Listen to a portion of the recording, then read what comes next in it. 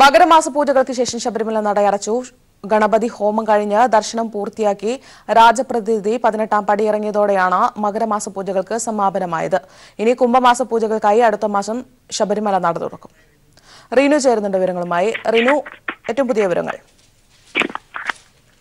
അനുശ്രീ, 6 മണിയോടുകൂടിയാണ് ഈ വർഷത്തെ മണ്ഡലകാല മകരമാസ പൂജകൾക്ക് ശേഷം നട അടച്ചിരിക്കുന്നത് എന്നുള്ളതാണ്. രാവിലെ 4 മണിയോടുകൂടി ക്ഷേത്രനട തുറക്കുകയും തുടർന്ന് ഗണപതി ഹോമം കഴിഞ്ഞ ദർശനം പൂർത്തിയാക്കി രാജപ്രതിനിധി 18ാം പടി ഇറങ്ങിയതോടെയാണ് മകരമാസ പൂജകൾക്ക് സമാപനമായത് എന്നുള്ളതാണ്. ഇനി അടുത്ത മലയാള മാസമായ കുംഭമാസ പൂജകൾക്കായി അടുത്ത മാസം 1-ാം തീയതി നട തുറക്കും എന്നുള്ളതാണ്. നേരത്തെ ഞാൻ സൂചിപ്പിച്ചതുപോലെ പുലർച്ചെ 4 മണിക്ക് ക്ഷേത്ര നട തുറന്നു. തുടർന്ന് നിർമാല്യം രാജപ്രതിനിധി ദർശനം നടത്തി 18ാം പടി ചവിട്ടി താഴെ ഇറങ്ങി ഇനിയുള്ള 1 വർഷക്കാലത്തേക്ക് വേണ്ടി ഉള്ള ശബരിമലയിലെ പൂജാതി കർമ്മങ്ങൾക്ക് വേണ്ടിയിട്ടുള്ള ചിലവിനായുള്ള കിഴിപ്പണം ദേവസ്വം മാനേജരെ ഏൽപ്പിച്ച് താക്കോൽ ഏറ്റുവാങ്ങി ദേവസ്വം മാനേജരെ ഏൽപ്പിച്ചതിന് ശേഷമാണ് ഇവിടെ തിരുവാഭരണത്തിനൊപ്പം യാത്രയായത് എന്നുള്ളതാണ്. സന്നിധാനത്തെ ചടങ്ങുകൾക്ക് ശേഷം അദ്ദേഹം പമ്പയിലെത്തി തിരുവാഭരണത്തോടൊപ്പം യാത്ര തുടരും. തിരുവാഭരണം മടക്കയാത്ര 22-ാം തീയതി വൈകിട്ട് 5-നാണ് ആറന്മുള ക്ഷേത്രത്തിൽ എത്തുന്നത്. 23-ാം തീയതി പുലർച്ചെ ആറന്മുളയിൽ നിന്നും പുറപ്പെട്ട പന്തളം കൊട്ടാരത്തിലെത്തുന്ന തിരുവാഭരണം സാമ്പ്രിക്കൽ കൊട്ടാരത്തിലെ സുരക്ഷിത അറയിൽ സൂക്ഷിക്കുമെന്നുള്ളതാണ്. രാജപ്രതിനിധി ക്ഷേത്രത്തിന് ചുറ്റും വലം വെച്ച് ഉടവാളും അറയിൽ എത്തിച്ചു മടങ്ങുന്നതോടെയാണ് മകരവിളക്ക് മണ്ഡലകാല ഉത്സവത്തിനും ഒപ്പം ഈ മകരമാസ ഉത്സവത്തിനും പരിസമാപ്തിയാകുന്നത് എന്നുള്ളതാണ്. നമുക്കറിയാം, ഒരിക്കലും ശബരിമലയുടെ ചരിത്രത്തിലും സാംസ്കാരിക കേരളത്തിന്റെ ചരിത്രത്തിലും കുറിക്കപ്പെട്ടു പോകുന്ന ഒരു സീസൺ തന്നെയാണ്, വർഷം തന്നെയാണ് ഈ വർഷം ശബരിമലയിൽ കടന്നു പോകുന്നു എന്നുള്ളതാണ്. ശരണമന്ത്രങ്ങൾ ഉയർന്നു കേൾക്കേണ്ട അയ്യപ്പ സന്നിധിയിൽ ഈ മണ്ഡലകാലത്ത് സംഘപരിവാർ പ്രവർത്തകരുടെ പ്രതിഷേധങ്ങളും കൊലവിളികളുമായിരുന്നു ഉയർന്നു കേട്ടത് എന്നുള്ളതാണ്. സന്നിധാനവും പമ്പയും കാനനപാതകളും എല്ലാം തന്നെ ഇത്തരത്തിലുള്ള അതിരുവിട്ട ആക്രമണങ്ങൾക്ക് സാക്ഷിയായി എന്നുള്ളതും നാം മറന്നു പോകാതിരിക്കേണ്ട ഒരു കാര്യം തന്നെയാണ്. മലകയറാനെത്തിയ സുപ്രീം കോടതി വിധി അനുസരിച്ച മലകയറാനെത്തിയ യുവതികൾക്ക് പലവട്ടം ആ ദൗത്യം പൂർത്തിയാക്കാതെ ഇവരുടെ അക്രമങ്ങളെ ഭയന്ന് മടങ്ങേണ്ടി വന്ന ഒരു സാഹചര്യമുണ്ട്. ഒപ്പം പോലീസിന്റെ കർശന നിയന്ത്രണത്തിലായിരുന്നു സന്നിധാനം എന്നുള്ളത് കൂടി നാം നോക്കണമെന്നുള്ളതാണ്. ശബരിമലയ്ക്ക് അന്യമായിരുന്ന സായുധ പോലീസിന്റെ ഒരു സേന അത് സംഘപരിവാറിന്റെ അക്രമം കാരണം ഈ ഒരു വർഷം ഉടനീളം ശബരിമലയിൽ തങ്ങേണ്ടുന്ന ഒരു സാഹചര്യം, ഒപ്പം നിരോധനാജ്ഞ പാലിച്ച് മുന്നോട്ട് പോകേണ്ടുന്ന ഒരു കാര്യം, ഇത്തരത്തിൽ വളരെ സംഭവബഹുലമായ ഒരു മണ്ഡലകാലം തന്നെയാണ് ഈ കൊല്ലം കടന്നു പോകുന്നത് എന്ന് ചരിത്രത്തിൽ തന്നെ ഒരു കറുത്ത ഏടുകളായി അവശേഷിക്കുമെന്നുള്ളതിന് യാതൊരുവിധ സംശയവുമില്ല. അനുശ്രീ, മകരമാസ പൂജകൾക്ക് ശേഷം ശബരിമല നടയടച്ചു. വിവരങ്ങളാണ് റിനു ശ്രീധർ നൽകിയത്. കേരളം കണ്ട ഏറ്റവും വലിയ രാഷ്ട്രീയ സമര ആഭാസത്തിനാണ് ഇന്ന് തിരശ്ശീല വീഴാൻ പോകുന്നത്. ഡിസംബർ 3 സെക്രട്ടേറിയറ്റിന് മുന്നിൽ BJP ആരംഭിച്ച നിരാഹാര സമരം ഇന്ന് അവസാനിക്കുമ്പോൾ ശബരിമല വിഷയമുയർത്തെ രാഷ്ട്രീയ സുവർണാവസരം കാത്തിരിക്കുന്ന BJP നേതൃത്വത്തിനേറ്റ കനത്ത തിരിച്ചടിയായാണ് ഇതിനെ രാഷ്ട്രീയ കേരളം കാണുന്നത്. സമരത്തിൽ പങ്കെടുക്കാൻ ആളില്ലാതെ ഒരു രാഷ്ട്രീയ പാർട്ടി അവസാനിപ്പിക്കുന്ന രാജ്യത്തെ ആദ്യ നിരാഹാര സമരം കൂടിയാകും BJPയുടെ സെക്രട്ടേറിയറ്റ് നിരാഹാര സമരം. മാറ്റാനുള്ള BJP സംസ്ഥാന നേതൃത്വത്തിനേറ്റ കനത്ത തിരിച്ചടിയാണ് സെക്രട്ടേറിയറ്റ് സമരം. ശബരിമല നിരോധനാജ്ഞ പിൻവലിക്കുക, കെ സുരേന്ദ്രനെതിരെയുള്ള കേസുകൾ പിൻവലിക്കുക തുടങ്ങി നിരവധി ആവശ്യങ്ങൾ ഉയർത്തി ശ്രീധരൻപിള്ള സെക്രട്ടേറിയറ്റിന് മുന്നിൽ ഉപവാസ സമരം പ്രഖ്യാപിച്ചത് മുതൽ തുടങ്ങി BJPയിലെ കല്ലുകടി. നിലയ്ക്കൽ സമരകേന്ദ്രമാക്കി മാറ്റി 2ാം നിലയ്ക്കൽ സമരമെന്ന് സംഘപരിവാർ പ്രഖ്യാപിക്കുകയും ചെയ്ത അവസരത്തിലായിരുന്നു ശ്രീധരൻപിള്ളയുടെ സെക്രട്ടേറിയറ്റ് സമര പ്രഖ്യാപനം. ഇതിനെതിരെ V മുരളീധര പക്ഷം രംഗത്തെത്തിയതോടെ ഉപവാസ സമരത്തിനിരിക്കാൻ നേതാക്കളെ ലഭിക്കാതെ വന്നതാണ് സമരം ഇന്ന് അവസാനിപ്പിക്കാനുള്ള തീരുമാനത്തിൽ കലാശിച്ചിരിക്കുന്നത്. ഡിസംബർ 3 ഏറെ ആവേശത്തോടെ ആരംഭിച്ച സമരമാണ് ഇന്ന് BJPയുടെ അസ്തിത്വത്തെ തന്നെ ചോദ്യം ചെയ്യപ്പെട്ട് അവസാനിപ്പിക്കുന്നത്. പല രാഷ്ട്രീയ പാർട്ടികളുടെയും സമരം കണ്ട സെക്രട്ടേറിയറ്റ് പടിക്കലെ നാണം കെട്ട സമര പിന്മാറ്റമാണ് ഇന്ന് നടക്കുന്നത്. ശബരിമല വിഷയത്തിൽ സെക്രട്ടേറിയറ്റ് വളയാൻ പദ്ധതിയിട്ട BJPയാണ് ആൾദൈവങ്ങളെ കൂട്ടി അയ്യപ്പ കർമ്മസമിതി നടത്തുന്ന അയ്യപ്പ സംഗമത്തിന്റെ ഭാഗമാകാൻ തീരുമാനിച്ചത്. BJPയുടെ സമരം അവസാനിപ്പിക്കുമ്പോൾ ബാക്കിയാവുന്നത് വിശ്വാസത്തിന്റെ പേരിൽ BJP നടത്തിയ അക്രമത്തിന് ഇരയായവരും സ്വയം അറിയാതെ ജയിലിൽ ആയവരുമാണ്. ആയിരക്കണക്കിന് സാധാരണ വിശ്വാസികളാണ് BJP നടത്തിയ അക്രമത്തിന്റെ പേരിൽ അറിയാതെ കേസിൽ അകപ്പെട്ടത്. രാജ്യം ഭരിക്കുന്ന പാർട്ടിയുടെ മുഖമാണ് ശബരിമല സമരം പിൻവലിക്കുന്നതോടെ കേരള ജനതയ്ക്ക് മുന്നിൽ വികൃതമാകുന്നത്. ഇതിന്റെ പൂർണ്ണ ഉത്തരവാദിത്തം ശ്രീധരൻപിള്ളയിൽ കെട്ടിവെച്ച് നേട്ടം കൊയ്യാനാകും ഇനി മുരളീധര പക്ഷത്തിന്റെ നീക്കം. News bureau, Thiruvananthapuram. ശബരിമല സ്ത്രീ പ്രവേശനത്തിനെതിരായ സമരത്തിൽ പരാജയം സമ്മതിച്ച ബിജെപി സമരം ശരിയായ വിജയം കണ്ടില്ലെന്ന് ബിജെപി സംസ്ഥാന അധ്യക്ഷൻ ശ്രീധരൻപിള്ള. സെക്രട്ടേറിയറ്റിന് മുന്നിൽ നടക്കുന്ന സമരം അവസാനിപ്പിക്കുമെന്നും ശ്രീധരൻപിള്ള പറഞ്ഞു. വിശ്വാസ സംരക്ഷണം എന്ന പേരിൽ ബിജെപി സെക്രട്ടേറിയറ്റിന് മുന്നിൽ നടത്തിവരുന്ന സമരം അവസാനിക്കുമ്പോൾ നേതൃത്വം പരാജയം സമ്മതിച്ചിരിക്കുകയാണ്. സംസ്ഥാന അധ്യക്ഷൻ PS ശ്രീധരൻപിള്ളയുടെ വാക്കുകളിൽ നിഴലിക്കുന്നതും അതുതന്നെയാണ്. ഓരോ സമരഘട്ടത്തിലും ശ്രദ്ധേയമായ നേട്ടങ്ങൾ ഉണ്ടായി. പക്ഷെ പൂർണ്ണമായ നേട്ടം 100% വിശ്വാസം സംരക്ഷിക്കാനുള്ള ശ്രമത്തിൽ പൂർണ്ണമായി വിജയിക്കാൻ സാധിച്ചില്ലെങ്കിലും ഓരോ ഘട്ടത്തിലും അതിനെ സംബന്ധിച്ചിടത്തോളം ജനപിന്തുണ കൊണ്ടും ശബരിമല ധർമ്മശാസ്താവിന്റെ അനുഗ്രഹ കാഴ്ചകൾ കൊണ്ടും മുന്നോട്ട് വിജയത്തിലേക്കാണ് കുതിക്കാൻ സാധിച്ചിട്ടുള്ളത്. ശബരിമല സ്ത്രീ പ്രവേശന വിഷയം ഉന്നയിച്ച് ബിജെപിയും RSSും സുപ്രീം കോടതി വിധി പാടെ അവഗണിച്ചായിരുന്നു സമരരംഗത്തിറങ്ങിയത്. തുടക്കത്തിൽ സമരത്തിന് ശക്തമായ പിന്തുണ അണികളിൽ നിന്ന് ലഭിച്ചുവെങ്കിൽ ദിവസങ്ങൾ പിന്നിട്ടതോടെ അവരും കൈയൊഴിഞ്ഞു. പലപ്പോഴും നിരാഹാരപ്പന്തൽ കാലിയായി. മാത്രമല്ല, അണികൾ കൈയൊഴിഞ്ഞതോടെ നിരാഹാരം അനുഷ്ഠിക്കാൻ നേതാക്കളും വിസമ്മതിച്ചു. നേതാക്കൾക്കിടയിലും സമരം തുടർന്നു കൊണ്ടുപോകുന്നതിനെ ചൊല്ലി തർക്കവും ഉടലെടുത്തു. അണികൾ കൈയൊഴിഞ്ഞ സമരം തുടരേണ്ടതില്ലെന്ന് RSS നേതൃത്വവും തീരുമാനമെടുത്തു. ഫലത്തിൽ ശബരിമല നട അടയ്ക്കുന്നത് ചൂണ്ടിക്കാട്ടി തലയുരുകയാണ് ബിജെപി. News bureau, Thiruvananthapuram. ശബരിമലയിൽ തുടക്കത്തിൽ സംഘപരിവാർ സംഘടനകൾ അക്രമം അഴിച്ചുവിട്ടെങ്കിലും ഇപ്പോൾ ശാന്തമാണ്. സംസ്ഥാന സർക്കാരിന്റെയും ദേവസ്വം ബോർഡിന്റെയും കൃത്യമായ ഇടപെടലാണ് അയ്യപ്പസന്നിധി ശാന്തമാക്കിയത്. സുപ്രീംകോടതി വിധി നടപ്പിലാക്കാതിരിക്കാൻ 18 അടവും പയറ്റിയ സംഘപരിവാറുകാർക്ക് യുവതികൾ പ്രവേശിച്ചത് തിരിച്ചടിയായി മാറുകയായിരുന്നു. ചിത്തിരാട്ട വിശേഷ പൂജയ്ക്ക് നട തുറന്നപ്പോൾ തന്നെ സംഘപരിവാർ ശബരിമലയിൽ അക്രമം അഴിച്ചുവിട്ടു. അയ്യപ്പ സന്നിധിയിലെത്തിയ 50 വയസ്സിന് മുകളിലുള്ള സ്ത്രീകളെ പോലും സംശയത്തിന്റെ നിഴലിൽ നിർത്തി ആക്രമിച്ചു. മരണപ്പെട്ട ആരൊക്കെയോ മുൻനിർത്തി 5ഓളം ഹർത്താലുകൾ നടത്തി. കൂടാതെ ഭക്തരെന്ന വ്യാജേന BJP സംഘനേതാക്കൾ ശബരിമലയിലെത്തി ആചാരം ലംഘിച്ചു. ഇങ്ങനെ സുപ്രീം കോടതി വിധി മുതലെടുത്ത് കേരളത്തെ ഭ്രാന്താലയമാക്കാൻ അക്ഷരാർത്ഥത്തിൽ സംഘപരിവാർ സംഘടനകൾ ശ്രമിച്ചു. എന്നാൽ സർക്കാരിന്റെയും ദേവസ്വം ബോർഡിന്റെയും ഇടപെടൽ അക്രമങ്ങളിൽ നിന്ന് ശബരി സന്നിധിയെ ശാന്തമാക്കി. ബഹുമാനപ്പെട്ട ഗവൺമെന്റും അതുപോലെ ദേവസ്വം ബോർഡ് മന്ത്രിയും ദേവസ്വം ബോർഡും എടുത്തിട്ടുള്ള നിലപാടുകളും ഭക്തർക്ക് വേണ്ടി ഒരുക്കിയിട്ടുള്ള സംവിധാനങ്ങൾ കൊണ്ടാണ് ആദ്യഘട്ടത്തിലെ ഈ സംഘർഷാവസ്ഥ മറികടക്കുവാൻ ദേവസ്വം ബോർഡിന് കഴിഞ്ഞത്. ആദ്യഘട്ടത്തിൽ വൻപിച്ച പ്രചരണമാണ് ശബരിമലയ്ക്കെതിരായിട്ട് ചില കേന്ദ്രങ്ങളിൽ നിന്ന് നടത്തിയത്. ശബരിമലയിൽ കാണിക്കയിടരുത്, അതെല്ലാം ഗവൺമെൻറ് എടുത്തുകൊണ്ട് പോകുന്നുണ്ട് എന്നുള്ള തെറ്റായ പ്രചരണം അവർ നടത്തി. ഗവൺമെൻറ് യഥാർത്ഥത്തിൽ ബഡ്ജറ്റിൽ വിഹിതം നൽകിക്കൊണ്ട് ശബരിമലയെ സഹായിക്കുന്ന ദേവസ്വം ബോർഡിനെ സഹായിക്കുന്ന നിലപാടാണ് സ്വീകരിച്ചിട്ടുള്ളത്. യുവതീ പ്രവേശന വിധി നടപ്പിലാക്കാതിരിക്കാൻ ഹർത്താൽ നടത്തി അക്രമം അഴിച്ചുവിട്ട് അയ്യപ്പ ജ്യോതി തെളിയിച്ചവർക്ക് യുവതികൾ അയ്യപ്പ ദർശനം നടത്തിയതും നവോത്ഥാന മൂല്യങ്ങൾ ഉയർത്തിപ്പിടിച്ചുള്ള വനിതാ മതിലും തിരിച്ചടി നൽകി. പ്രളയവും യുവതീ പ്രവേശനവും ഭക്തർക്ക് വേണ്ടുന്ന സൗകര്യമൊരുക്കുന്നതിൽ സർക്കാരിനെയും ദേവസ്വം ബോർഡിനെയും ഒരു തരത്തിലും ബാധിച്ചില്ല. പ്രളയം ബാക്കിവെച്ച പമ്പയിൽ യുദ്ധകാലാടിസ്ഥാനത്തിലാണ് സർക്കാർ പുനരുദ്ധാരണ പ്രവർത്തനങ്ങൾ നടത്തിയത്. കൂടാതെ സന്നിധാനത്ത് അക്രമം അഴിച്ചുവിടാൻ ഒരുമ്പെട്ടവരെ നിരോധനാജ്ഞ പ്രഖ്യാപിച്ച് നിലയ്ക്ക് നിർത്തി. അക്രമികൾക്കെതിരെ 37ഓളം കേസുകൾ രജിസ്റ്റർ ചെയ്തു.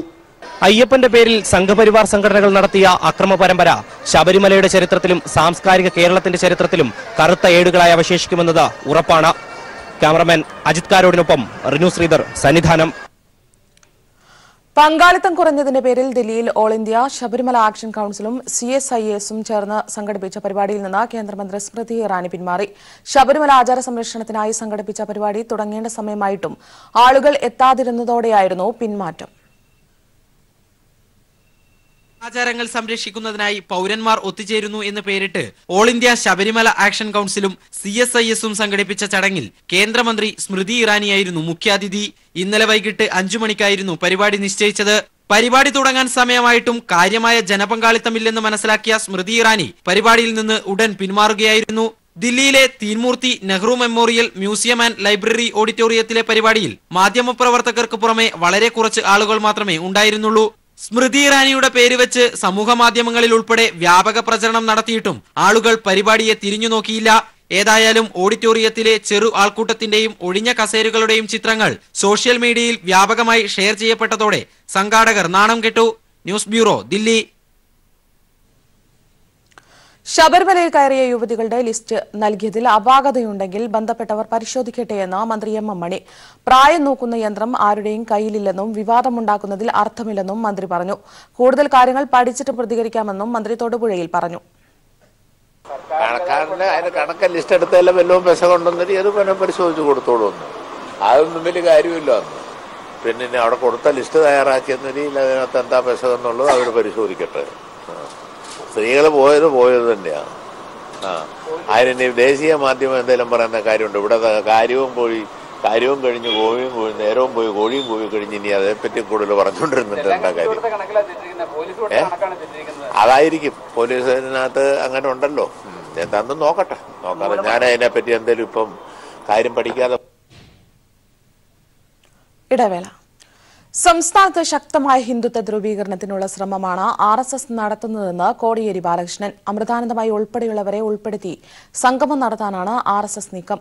RSSന്റെ രഹസ്യ അജണ്ടകളിൽ ഇത്തരക്കാർ വീഴരുതെന്നും സമൂഹത്തിന് തെറ്റായ സന്ദേശമാകും ഇത് നൽകുകയെന്നും കോടിയേരി പറഞ്ഞു.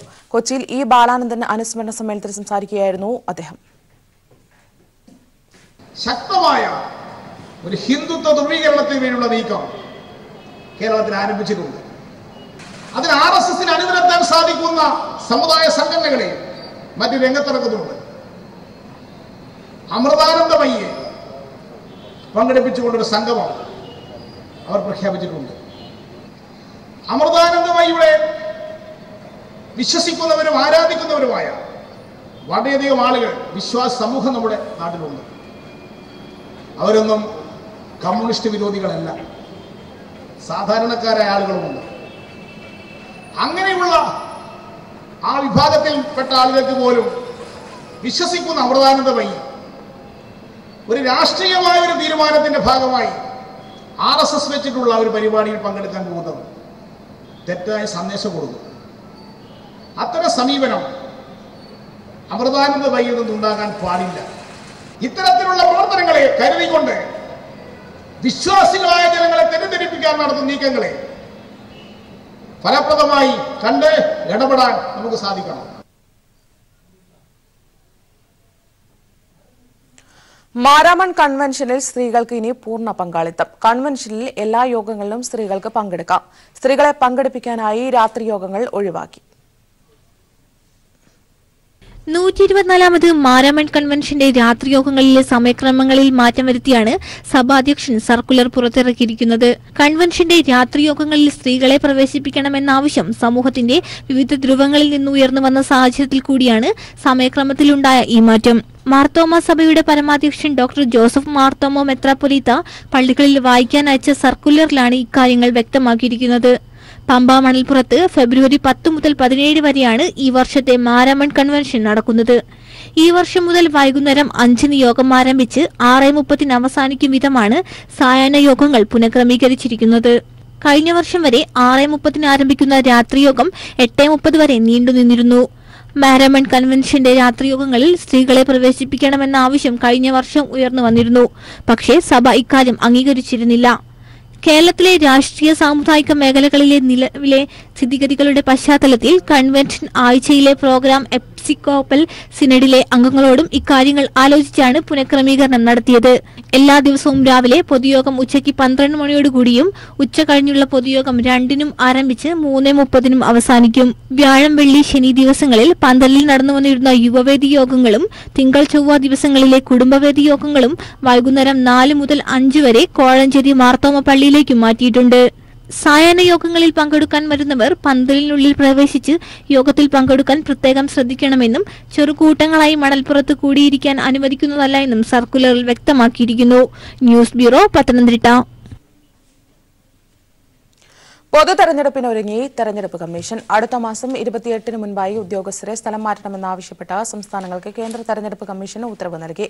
മാർച്ച് 2-ാം വാരം പൊതു തെരഞ്ഞെടുപ്പ് തീയതികൾ പ്രഖ്യാപിക്കുമെന്നാണ് സൂചന. തെരഞ്ഞെടുപ്പിന് നേതൃത്വം നൽകുന്ന ഉദ്യോഗസ്ഥരെ സ്വന്തം ജില്ലകളിൽ നിന്ന് മാറ്റണമെന്നാവശ്യപ്പെടുന്ന ഉത്തരവാണ് കേന്ദ്ര തെരഞ്ഞെടുപ്പ് കമ്മീഷൻ സംസ്ഥാനങ്ങൾക്ക് നൽകിയിരിക്കുന്നത്. പൊതു തെരഞ്ഞെടുപ്പ് തീയതി പ്രഖ്യാപനത്തിനു മുമ്പുള്ള ആദ്യ നടപടികളിലൊന്നാണ് ഉദ്യോഗസ്ഥരെ ക്രമീകരിക്കൽ. സ്ഥലം മാറ്റിയ ശേഷം മാർച്ച് ആദ്യവാരം അന്തിമ റിപ്പോർട്ട് നൽകണമെന്നും ഉത്തരവിൽ ആവശ്യപ്പെടുന്നു. ഒരേ സ്ഥലത്ത് 3 വർഷത്തിലധികമായി ജോലി ചെയ്യുന്ന ഉദ്യോഗസ്ഥരെയും മാറ്റണം. ജില്ലാ തെരഞ്ഞെടുപ്പ് ഉദ്യോഗസ്ഥർ അഡീഷണൽ ജില്ലാ മജിസ്ട്രേറ്റുമാർ, ഡെപ്യൂട്ടി കളക്ടർമാർ, ബ്ലോക്ക് വികസന ഓഫീസർമാർ തുടങ്ങിയവരുൾപ്പെടെയുള്ളവർ ഉത്തരവിന്റെ അധികാര പരിധിയിൽ വരും. ക്രിമിനൽ കേസിൽ ഉൾപ്പെട്ട ഉദ്യോഗസ്ഥരെ തെരഞ്ഞെടുപ്പ് ജോലികൾക്ക് നിയോഗിക്കുന്നത് കമ്മീഷൻ തടഞ്ഞിട്ടുണ്ട്. ആന്ധ്രാപ്രദേശ്, അരുണാചൽ പ്രദേശ്, ഒഡീഷ, സിക്കിം സംസ്ഥാനങ്ങളുടെ കാലാവധിയും ലോക്സഭാ തെരഞ്ഞെടുപ്പിന്റെ സമയത്താണ് പൂർത്തിയാവുക. മാർച്ച് 2ാം വാരം തെരഞ്ഞെടുപ്പ് തീയതികൾ പ്രഖ്യാപിക്കുമെന്നാണ് നിലവിലെ സൂചന. കഴിഞ്ഞ തവണ 9 ഘട്ടമായി നടത്തിയ പൊതുതെരഞ്ഞെടുപ്പ് ഇത്തവണ 7 തവണയായി ചുരുങ്ങാനും സാധ്യതയുണ്ടെന്ന് തെരഞ്ഞെടുപ്പ് കമ്മീഷൻ ഓഫീസ് വൃത്തങ്ങൾ അറിയിക്കുന്നു. News bureau, Delhi. ഇടവേള. വിശ്വാസ സമൂഹത്തിന്റെ പിന്തുണ തേടിയാണ് കേരളത്തിൽ ഇടതുപക്ഷം എല്ലാ കാലത്തും അധികാരത്തിൽ വന്നതെന്ന് CPIM സംസ്ഥാന secretary Kodiyeri Balakrishnan. NREG workers union പ്രഥമ സംസ്ഥാന സമ്മേളനം കൊല്ലം ടൗൺ ഹാളിൽ ഉദ്ഘാടനം ചെയ്യുകയായിരുന്നു അദ്ദേഹം.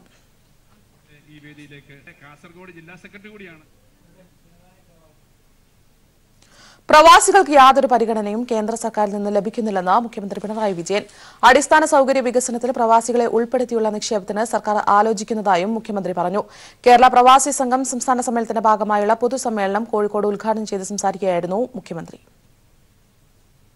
2 ദിവസമായി കോഴിക്കോട് നടന്ന കേരള പ്രവാസി സംഘം സംസ്ഥാന സമ്മേളനം പൊതുസമ്മേളനത്തോടെയാണ് സമാപിച്ചത്.